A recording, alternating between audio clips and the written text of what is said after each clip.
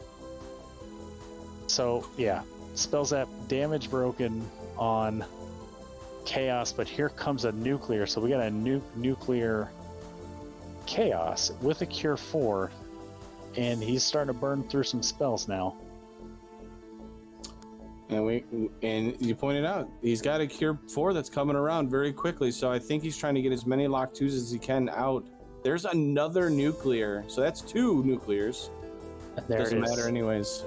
7 hits, 1124. Get that single G out in chat for spell zap and Danny. Burt Reynolds in shard mode. Everybody's back at the Agama party, except Danny is in Topher fighting the Agamas.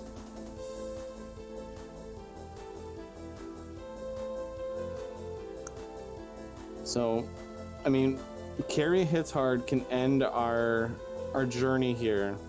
The team needs to have carry back row that white mage. I mean, I don't want to wish that on anybody, but that's what team A needs right now, or team A needs right now, is carry to be a jerk. Yeah. Back row, well, actually, kind of front row, a white wizard.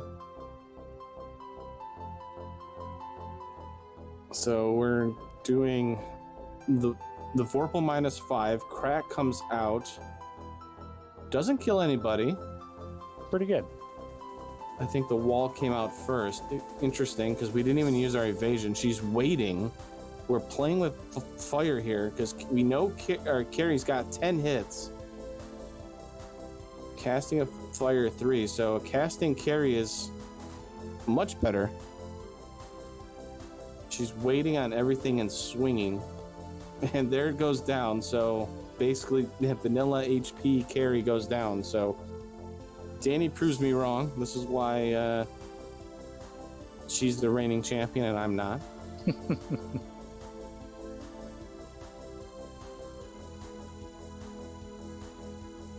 Right, so now we have to adjust. Kraken, ow, hurts.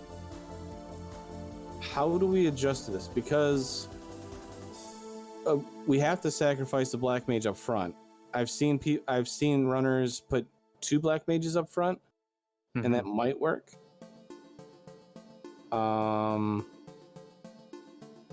you just use them as a shield, basically. Maybe just have them cast lock a bunch of time. We know Kraken doesn't have a lot of HP. I'm sure Spellzap has translated that information over to her. You know, try and get up fast on the lockout and hope that you can just get them out there and get your evasion stacks and you're good to go. And there it is. Yeah. And Fizz, oh my goodness, again. the Heat Seeker. Oh no. Again. So here we go, it's damage time. And there's the Bane. We lose another black mage. I mean, that's... Okay, so we've got 2 evasion stacks. We need 5 evasion stacks. No, let's see that wall. We know Zap's coming out, so she has to do that. But the problem is we got the 1-hit KO anyways. And she's got to reset. She's got X-Fur. Yep. Yeah, but she resets. I don't think she put the item magic in. The cake. Fire X. Yeah.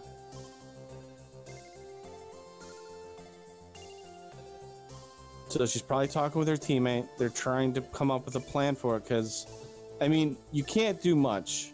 If Burt Reynolds will attest to it and say that Kraken will always back row his white wizard.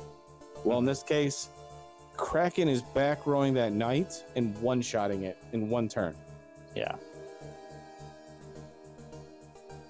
So the plan is, let's get that HP up. No? Getting the fade, maybe?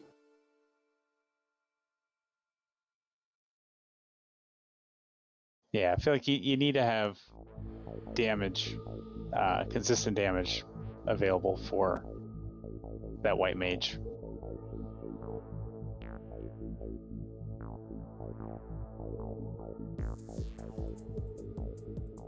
Yeah, there's no point casting the X-Fur. The idea behind the X-Fur was to cast the Fire 2 or Fire 3 item magic. because then there's no resistance to that element. Yeah.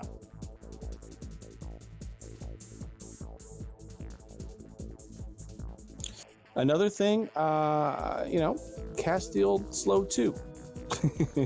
But at that point, you might as well just cast out Brack anyways.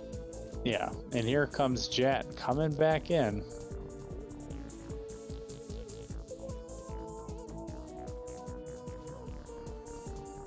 And here comes Bert. So Danny needs to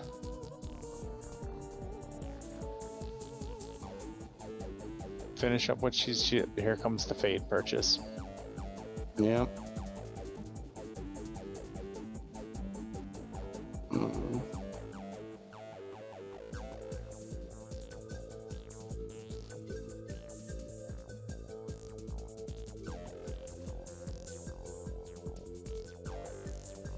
You know what the best part about Twitch chat is when they're talking about what they would do in these things, and there's just so many things, and then it gets into like a debate. I love it, because then I'm just sitting back and I'm just like, oh, interesting. I'll definitely not remember what you guys are writing about, but it's very interesting right now.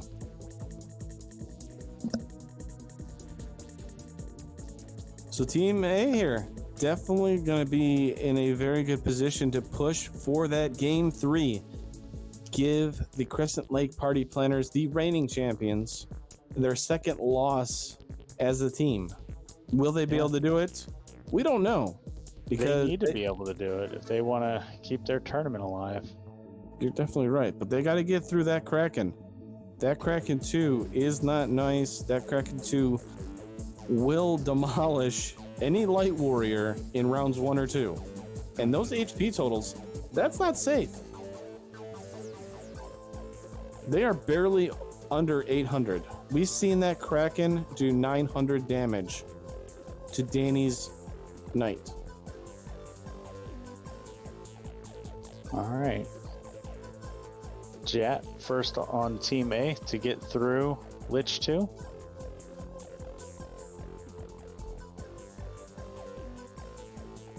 Danny, ready? So, ironically here, first game, Kraken with the death touch costed Team A a very good chance of winning. You can say however you want, but Kraken really forced Team A in a bad spot. Really let the Crescent Lake Party Planners kind of win the game, I guess if you want to call it. Very nice play, by Spells Up and Danny to make it through that death touch, the Kraken. In this case, Kraken without the death touch is still death touch because it one-shots you either way, but you know what I'm saying? Like, now it's giving Crescent Lake Party Planners a hard time, allowing Team A to catch up. Yeah, and this is... Jat knows that Kraken can be scary. Bert knows that, but not firsthand.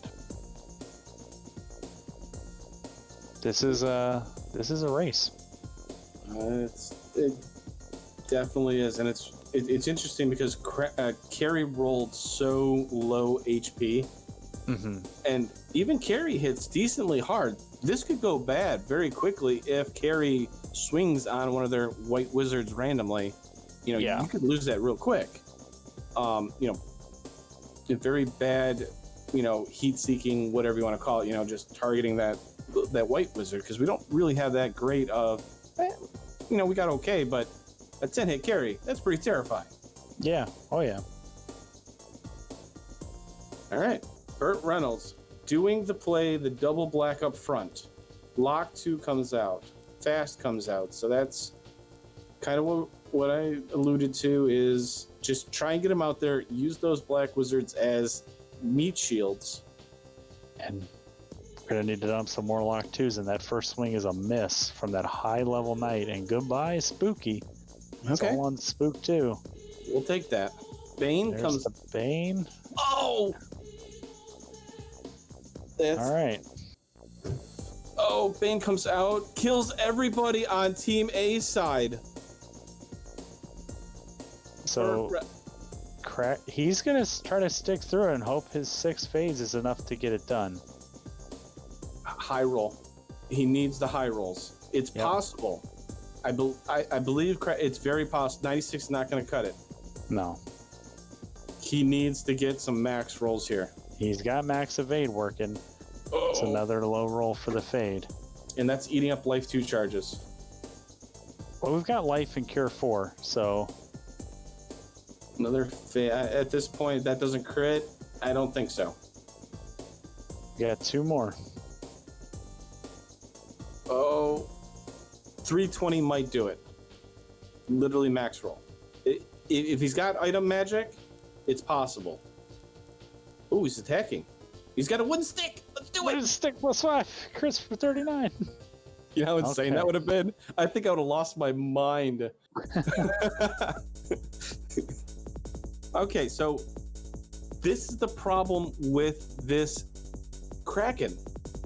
One-shots any of your characters in turn 1 with its attack. Can one-shot all of your characters with Bane. That's its first spell. Yeah. I mean, what do you do? Check the carry boxes. There could be another ribbon. I mean, the only person with information that knows about Kraken's HP is Spellzap. Honestly? Yeah, I don't think Jack got through. I think Jack reset in his first Kraken 2 fight. I mean, I'm almost contemplating just going all offense and just going nuke, whatever the knight can do, fade. Nuke, at this point. Whatever the knight can do. Sounds like a song. And just hope to get through this very right? You know, to try to get through this, you know, close to vanilla HP. I mean, it's still 900 HP you got to get through, but you get a crit with nuke and that's half the HP gone.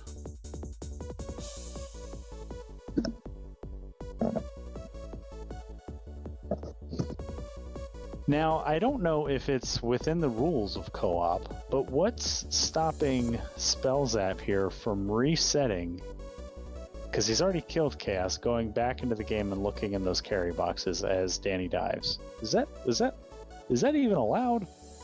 I don't think it's allowed. I think it's one of those things of once you're done, you're done. I mean, okay. I don't think it's one of those unofficial rulings, I get, or you know. Sure. Because I mean, he's definitely still sharing information with her, but right. Yeah. Okay. I mean, it might be possible, but that might also then redo his clock again. So Delta goes down. There's the ruse strat on the white wizard here. So yeah, this is what we're doing. We're trying to get as much. Ooh, a new crits. Okay, we lost that, but we get about 400 to 500 damage out. Bane comes out. Nobody gets taken out. Oh, and our Vorpal's up still, but it misses. That would have given us a decent chance if the Vorpal, you know, crit a little bit there. So the fade charges. 112, not going to cut it. The Vorpal's still alive, though. More fighting. More swinging, more fades. Zap comes out for the heck of it. Fizz says, not today, Kraken. Back-to-back 150s. We're looking pretty decent here by Danny. We got to be getting close. Maybe 1 or 2 more casts. 80's not going to cut it. That is a minimum roll fade here. 3 left to go. Come on, fade. 80. Are you kidding me? 67. The Vorpal does it. And she's through. The Vorpal -5 with the crit. Falconic, if you're there, you know what's going on right now. I know you're happy. All right, and look at that. Using the Cure 2s to preserve those Cure 4 charges. Love it. Invis 2 coming out on Jat's side. He's trying to go through. He's going with sword strat still. Kraken with the zap. He put the knight in the second slot, and it was still the third slot that was first targeted, so. It sounds about right. So we're going to do more ruse. We've actually done no damage yet so far. I don't think that giant sword's hit, really. We're getting close for Team A. Ooh, Kraken hits. Thankfully, we have enough ruse. That ruse cast came out. Very clutch for Jat there. That turn order saved that white page. Falconic, one of our co-op tournament organizers in chat, confirming that it is a gray area to come back in and check the boxes after you finished. Okay. I mean, yeah. Gotta love those legal gray areas that we live in. I mean, that's an interesting point, because do you have to reboot your timer again or not? Because technically you're playing still. But you Kraken defeated Chaos. No, I know. It is one of those things. All right. How's Kraken 2 doing? It's close. Jat is close enough where we should be able to fade it down now. Same thing with Bert, but Bert's still getting crit. Tiamat is walloping Danny here. 214 by the giant sword for Jat, so Kraken is almost down here. These fades and swings here should be... Oh, he's not even using fade at all. Relying upon the sword, Kraken's still critting. Gouda on Burt Reynolds' side is down to 196. This is dangerous if Kraken gets a good turn order. Thankfully not. The White Mage saves him. Bottom left, Danny's still swinging around with that Vorpal. 8 hits for 392. That Vorpal -5 doing work for Danny. Kraken gives a little reprieve for Jat. Cast Ice 2. Fire 2. Also, Jat's getting a big reprieve here. 2 turns in a row. Finishes it off because Kraken played with its food. Can Bert get through? Put pressure on Danny. Zap comes out. That's a free turn. Ruse comes out. 4 hits, 93. Cure 4. We're keeping that White Mage out of unlucky death. Fade for 284. Crits through the MDef. Kraken goes down. Team A is about to take on Tiamat as Danny just beats Tiamat. So this is going to be fascinating because we know that Chaos opens with nuke, and it's like his second and third skills are double nuclear. So turn order and how Chaos decides to open up his bag of tricks is going to be probably what decides this. So 361 HP on the Black Wizards for Danny. That's pretty high. Now the downside is Black Mages or Black Wizards have an MDef growth of 2 per level. Not very great, right? Mm-hmm. Generally, just like the Thief and Ninja, always seems to get annihilated by nuclears. The White Mage is big enough, should be able to take it no problem, and keep our important fighter and White Mage alive. I think you just do what you can with the Black Mages and, get as much buffing as you can before they go down. That's all you can do. And just keep your White Mage and your Knight alive at all times. Locks are very important here. We already have, the Vorpal. Get the Vorpal kick in as fast as possible and then try and temper when you can.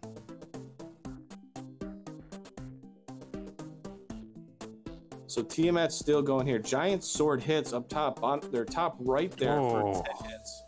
Big nuke rolls coming through, but everybody's still alive. That's the power of those HP there. You are absolutely right, Caleb. Jeez. Thank you. Wow. Low roll on the Knight though, so not too bad. Bane comes out from Tiamat, kills both Black Mages on Bert's side. Cure 4 comes out on Chaos, so we get the free turn to buff. This is great.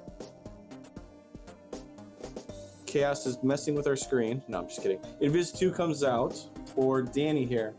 We're going to cast Save. No. More Lock 2's evasions, and we're going to attack. Cake Shirt comes out for Bert there, almost down to nothing. Tiamat on the bottom right for Jat's going much better here. All 4 Light Warriors are up.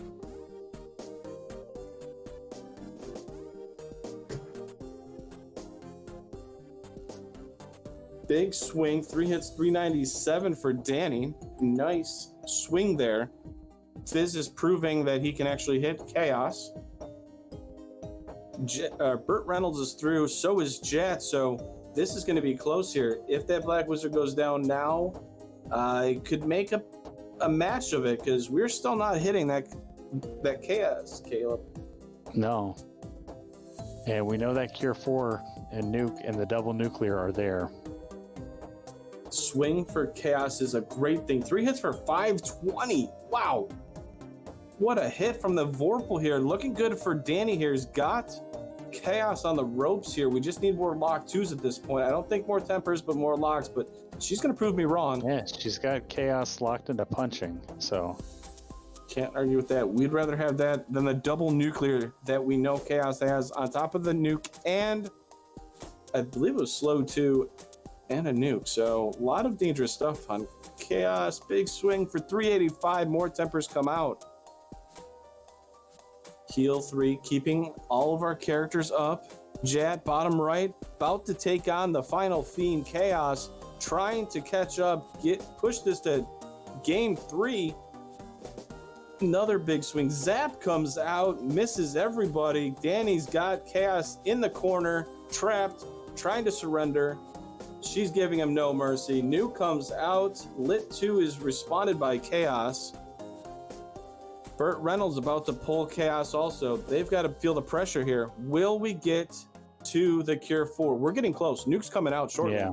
We have to end Chaos. There it is. Whew. GG's to Crescent Lake Party Planners. So they advance to the finals once again, looking to repeat as champs. They are certainly giving a statement to everybody and says, you know what?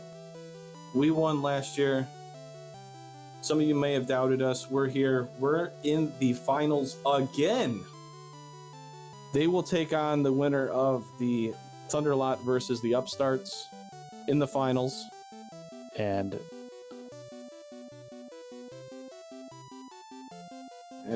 we got obviously Team A over here trying to finish it very close there. They leveled, they grinded, they were able to get through decently quick. It was very scary though, but they were able to after gaining all those levels. There's the Cure 4 again, I believe, on Burt Reynolds' side.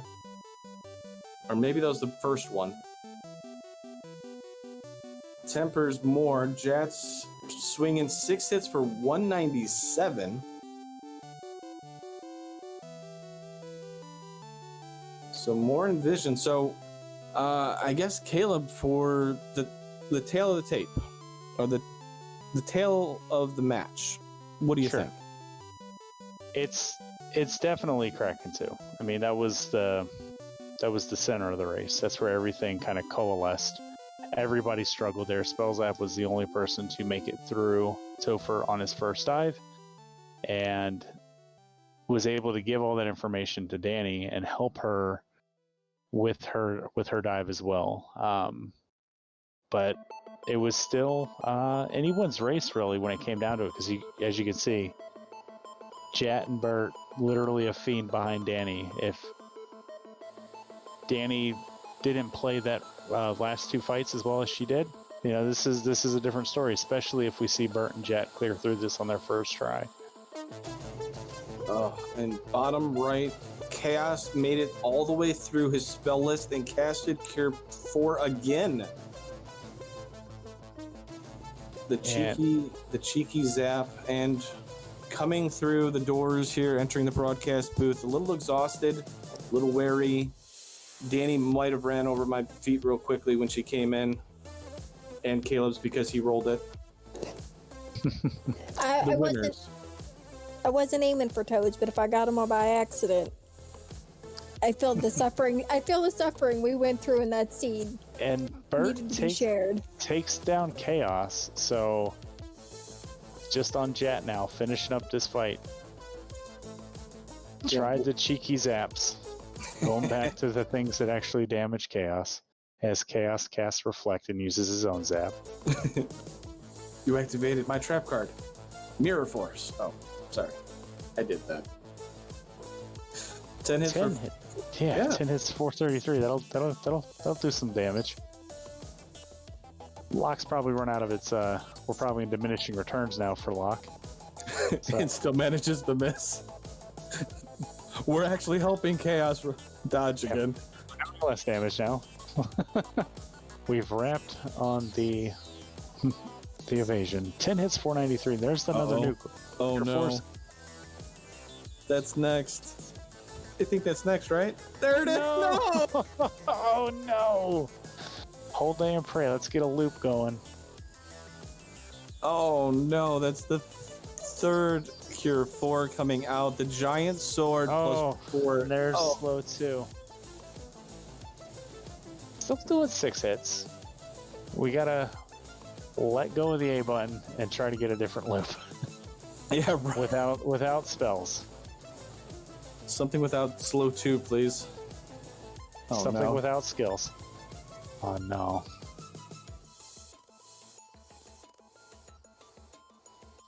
Hey, we still got Cure Force in the bank. Have a nuke. So that's 2 nukes, 2 nuclears for Chaos. Oh, this. Yeah, And there's the Cure. Wow, he got through that spell list quick. that giant sword is just not able to cut it at all. Oh, there we go. We got a couple crits off of that. 720. Unfortunately, Chaos had a decent amount of HP. Mm-hmm. He's battling it through. He knows the nukes are coming out. The nuclears. Another Slow slow. 2 again. Yeah, this is a mood point at the head here. Unless we can get a unless we can get a crit loop here. Unfortunate. So they have officially forfeited. I think he's just trying at this point to Yeah. trying to do it for the show for all you out there and stuff like that. So the winners, the Crescent Lake Party Planners, GG to both of you. I guess for Spellzap and Danny, or I guess more towards Spellzap. So the first game, Red Wizard or Red Mage was locked out of pretty much everything useful. Second game, Red Mage became useful. Real quick. No, he had Invis 1 last time, which was pretty key. Invises are pretty good. Okay. Sometimes it doesn't even matter about, getting those tempers. It's sometimes more about Well, it's it was locked out of Invis 2. I think it was locked out of all the life spells, all the I think it was the temper or something like that. It was locked out of, and something else. I mean, it was locked out of a lot of stuff that was, helpful, I guess. I mean, Invis 1 was great. It was something I kind of highlighted with Caleb, and I think him and I came to an understanding. It was like, very unfortunate what happened. When the Windows wants to update, it says, I don't care what you're doing. We're updating right this instant. That's how it goes. yeah. So it seemed to kind of help you out, at least with your Red Wizard of sorts, if you want to say that. But I mean, you still had Invis, right? Well, we had temper at level 1 before the reset, which would have been nice, but Oh yeah, that's right. Yeah. And the potential to find an in-game weapon that wasn't a Rune 5 or a giant Force Sword. Right. where So- were all the swords? Spells Yeah, that where we were the swords? Where was anything like something shield? decent? Right? We're joined now by Team A. Good to see you guys. GG's. We saw Spells app going into shops at the end game. Were you looking for a cat claw? Yeah, I was taking a little peek, see if I could find one. Just like happenstance. I knew the rune sword would be okay. I mean, I wasn't happy about it for sure, but So, a question came up from me, and it's a co-op legal gray area. So now that I've got 2 of the other co-op coordinators in the booth, I'm going to ask this question and then I'll bounce it back to Dangwood to talk specifically about this seed. Spells out, what was stopping you from, after you finished your Chaos Kill, going back into Topher and opening up those carry boxes and just seeing if something was there? yeah, I don't think that's intended to work. I mean, I actually mentioned that to Danny. I was like, could I actually just do this? But I felt like the answer was no, so I didn't do it. Yeah, he mentioned something about it's like now that I'm done, it's like, is that something to do? Because it was rough. I was having to go, and that Vorpal -5, it wasn't necessarily helping. Kraken 2. It was all bad. Let's talk about Kraken 2, because that was definitely the common thread for the end game between both teams. So how did it feel, Jat and Bert, like coming up again to a Kraken 2 that ultimately decided it had other plans for you in this seed? Well, that was an easy Kraken 2 compared to some other ones we've seen. Well, Did you guys have more than one ribbon? Just one. Okay. Yeah, Because that was the I know. scariest. I mean, outside. I mean, having the death touch of game one, obviously, really terrifying. But the pure fact that Kraken was one-shotting Danny's Knight for 950 damage, even through a Viz, and then had a first turn Bane, was the most terrifying thing. Mhm. Because you couldn't just invis 2. I mean, you obviously we're trying to. But then the Bane comes out, and if your MDEF doesn't work, well, bye-bye a bunch of people. Reset. Right. If you cast Wall, now you have no Invis 2, because nobody took a red mage except for Spell Zap. yeah. And so one thing Danny did said, you know what? I'm going to cast Ruse on my white wizard. I'm going to nuke, and swing. And that's what she did after wiping a couple times. I'm sure Spell Zap maybe helped come up with it, or she did it herself. But it was a whole lot easier that way. And it was really close because she almost ran out of fade charges. Well, no, what I had to do was the first 2 times I did Kraken 2, he one-shot my fighter in slot 3 just out the gate. And then he had told me that he didn't have a lot of HP, so I was like, well, I'm just going to try nukes and see if I can get him down. But I didn't have fade on my white mage. So once my black mages were down, the white mage was just standing there just staring at Kraken like, well, what do you want me to do? So after the second time, I thought, like, I could try, getting levels, but if he's already hitting my fighter for 900 some already, like, it felt like a waste of time trying to get levels. So I went and I got fade on my white mage, because I figured if he took anybody out, if I at least got him down a little, and I rused the white mage, that I could try and fade him down if that's all that made it through. Thankfully it works, because he took out both black mages. Every time I hit him with the Whirlpool -5, it missed. So it was just the fade and ruse on that white mage that got me through Kraken 2. So our illustrious tracker, Shadowed Flames, pointed out in the tracker notes that the Cat Claw 5 was for sale in Melmond for 20 grand. Dang. Darn it. Darn it. Is that even better than a Rune Sword 5? I think it would have been close. I think it would have been close. Probably not, actually, because you get the rune sword bonus on a couple of the bosses. Oh, yeah. Oh, yeah, because who's actually a mage? Tiamat? I want to say Lich and Carry. Oh, that's right, yeah. It carries the... Right. Which is hilarious. So the 2 people that were the easiest. Hooray! Hooray! So let's talk with Team A about this real quick, because for the longest time, you guys were not having what seemed to be very much luck finding shards. I want to talk about this because it seemed like you guys were at a low shard count for the majority of the race, I want to say. Mm-hmm. Was there a reason behind that, or were you guys purposely bypassing or getting knocked out? That's just part of our plan is to get to the bottom of dungeons as quick as possible, because that's where all the important stuff is. Okay. Yeah. We That's also, kind of what I figured, yeah. Yeah, we also got burned a little bit. Just it seems to, but like the place that we checked last Forest had like 5, and then once we checked there, then we were in like massive shard hunt mode, and then we were able to pick up a bunch. But like Mermaids was 1 floor below Earth, which I wiped out of like a bunch of times, and that had 2 shards. Yeah, there was just a couple different places that we needed to go back to, and like less than greater than had a bunch of shards, but Bert was there at a really low level. So it was just kind of circumstance, and also just the what we were prioritizing. Yeah, we never got good levels in the early game, so it was a lot harder to fully clear dungeons when you don't have exit and you don't have any levels.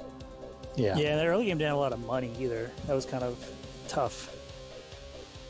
I think what helped me a little bit was I got that Earth 4 floor that had like that bit of money in that top chest that I ran out and saved before I got just wiped a couple of times. And yeah, a couple of times, and I got that out, and then he's like, I found Provoca, and I just booked it over there, and I had like money for it was like Nuke and Pro Rings and some other things from that, which helped me out a little. But yeah, other than that, it would have been a little rougher going if I hadn't done that first.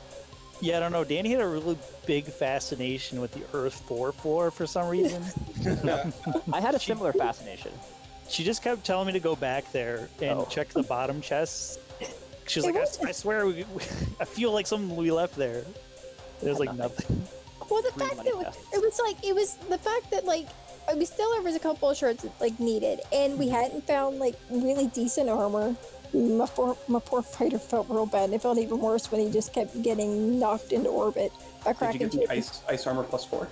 There was ice armor +4 where? In Sharknado. Sharknado. Yeah, in the trap chest there. Oh, I remember her saying she didn't check past the tile. That would be the one tile I didn't check in that whole room. I feel like no, my fighter was rocking a gold -1 bracelet. Yeah, sounds about right. The gear in the siege just was awful. Just awful. Item magic was terrible. Just yeah. and then Kraken was brutal, and then Chaos was evidently only mean to me, but I got like nuke 2 nuclear, cure forward, slow 2 twice. Just yeah. Yeah, Chaos had it out for you, Jed. It was tough to watch. It's okay. I mean, that giant sword had a very hard time punching through the Chaos. Yeah, I actually didn't have the rune sword or the Vorpal -5, so it was pretty much that or bust. But like, I figured like I did a quick look up on my stat chart, and the giant +4 is basically equivalent to the rune +5, which means I guess it was just Vorpal. But I only got off like 3 tempers because my Black Wizard died so quickly, so I don't know how much damage I would have actually been doing. Yeah, I think it came down to nuke rolls on Chaos, because you needed to get enough locks and tempers off before they died. Yeah, I just otherwise you're gonna get because I hit 10 tempers. He just never touched my black mages. Yeah. Nice. Yeah, you definitely. I think Bert, you probably had the cleanest Chaos fight of the 4. I think. Yeah, I was on like 2 party members, and Bert's like, oh, I still have all 4 party members up. I've just been buffing for a while. I'll probably kill him on the next Cure 4 cycle. And I'm like, what? Just look around at all your dead party members. We were having fun. So, Bert and Jet, you're the Team Canada of FFR, the Canadian national team. Strong showing, made it to the Final Four in your first co-op adventure. Are you guys planning to stay together as a co-op team for the Iron Goal Double Dragon tag team? Shenanigans? We haven't actually discussed that yet. Yeah, we were kind of just taking it one game at a time. I'm sure we'll figure it out. Yeah, well, I don't want to put you guys on the spot or anything, so I'll let you guys figure it out. I think we work pretty well together, but I'm not good at co-op. And I'm not good at killing clan bosses, so, you know, but that's why we complement each other. Yeah, but the Iron Gold Double Dragon, it could be whatever. All right, time to pass that information over to whatever team you'll be playing against in the bronze match. Jet has trouble against Clamped. Well, that's easy. We'll just give Jay the easy mode seed, and then I'll take the clamp bosses. All right, well, I guess we'll kind of start doing final thoughts and stuff like that, because I want to give RPG Limit Break their channel back, and plus give Dark Moon, free time and stuff like that. Sleep, yeah. So let's start with Team A. Bert, final thoughts? Oh, big shout out to Shadowed Flames, who actually tracked all 4 games of the semifinal. I really wanted to win this one to just make him do one more, but I couldn't do that for him. But, All right. Anything else, Bert? I didn't mean to cut you off. Sorry. oh no, that's good. Okay. Big thanks to all the people who run these things. It's always All right, I always Jet. put in a ton of work for that. Appreciate it. Jet, final thoughts for you and maybe for your upcoming to be determined opponents in the bronze match? Not too much. I mean, I'm pretty happy considering this is the first tournament against non-ducklings that I participated in, so I'm pretty happy with it. Yeah, my computer has been logged all over Western Canada for this, so it was definitely an adventure, but lots of fun nonetheless. And yeah, I just wanted to thank everyone for helping out, and I'm looking forward to our third place matchups. Are we running those impoverished, no one ribbon, Oh, yeah. potentially this garbage? Oh, goody. That's going to be fun. Okay. I'll make sure I book 2.5 hours for these races next week. But yeah, no, I'm looking forward to that, so I'll see you then. So before we get over to the winner, since you both are on the committee, did we ever get confirmation whether or not the bronze match was going to be a best of 1 or a best of 3? Falconic said best of 7, but I think I don't Ari think that's also gonna said. be- I think he once said best of 9 also, but I'm pretty sure it's booked in With for best of The 3. double headers, right? Yeah, yeah. Okay. Just marathon, 8 hours in a row. Let's go. marathon it. Burt- Let me Burt know Reynolds what gotta- day. got Let me know what experience. day. We're just gonna book it in the morning, take over one channel, and just run it all day long. Advantage to Burt Reynolds. He's already done an 8-hour iron goal. Yep. Okay, so final thoughts over to you, Danny, since you had a interesting big Kraken meeting So or Kraken battle. interesting. That's what we'll call that. I had other words for it a little bit ago. No, just it's been fun racing Bert and Jet. So and GG to both of them. It's always, even when like the seed is just horrible, it's always fun playing co-op with Spells Up. So I still had fun, even though it was a little miserable the last half. Thanks to everyone who, did crew today. Dark Moon for restreaming, Shadow Flames for tracking, Dang and Caleb for doing comms, and RPG Limit Break for letting us do, hosting our co-op shenanigans and whatnot. They've been a really great, broadcast partner to partner with. So big thank you to them and anybody who suffered through that while us watching. We appreciate it. It was a lot of fun, that's for sure. I'm gonna say it was a lot of fun. Plus, I got to hang out with Caleb, so bonus. Spells Up, first one through, last one to give us our final thoughts here. Yeah, to answer your question though, back into the best of whatever. I mean, it's really up to you guys. We'd prefer you guys did a best of 3, but if you guys can't find the time, one match, would work. But shout outs to Bert and Jet. I mean, they're great runners. Coming out here doing the co-op tournament. I hope you guys had fun. And big shout outs to, you Dang and Caleb, and I think Greg was the other one doing comms for us, if I remember correctly. And obviously Shadow. Right. And then Shadowed for tracking all the races here. All right, well, I will give my final thoughts. I'm going to pass it off to Caleb because Caleb deserves to send us off because he's awesome like that. Thank you, the runners. Thank you, Danny, Spellzap, Falconic for running this show. Thank you for all the fans out there of the speedrunning community. You guys were awesome. Much appreciative. Bert, Jet, well done. Well fought.